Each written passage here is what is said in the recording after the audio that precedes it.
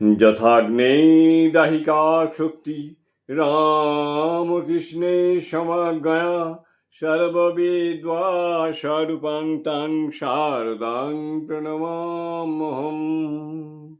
শতরূপে সারদা এই গ্রন্থ থেকে পাঠ চলছে বিষয় নববেদান্তের রূপায়ণের সীমা, স্বামী প্রভানন্দ। পরবর্তী অংশ। বেদান্ত বিজ্ঞান থেকে সহজেই অনুসৃত হয় যে ব্রহ্ম সগুণ ও নির্গুণ, আবার তিনি সগুণ ও নির্গুণের অতীত, অনির্বাচ্য ও অনির্দেশ্য।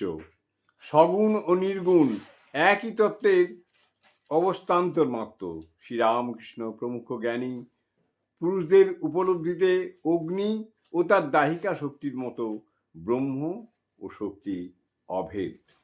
শ্রীরামকৃষ্ণ বলতেন তিনি জগৎ রূপে আছেন, সর্বব্যাপী হয়ে তিনিই মা। শ্রীমাও বলতেন জ্ঞান হলে ঈশ্বর টিশ্বর সব উড়ে যায়, মা মা শেষে দেখে মা আমার জগৎ জুড়ে সব এক হয়ে দাঁড়ায়। এই তো সোজা কথাটা।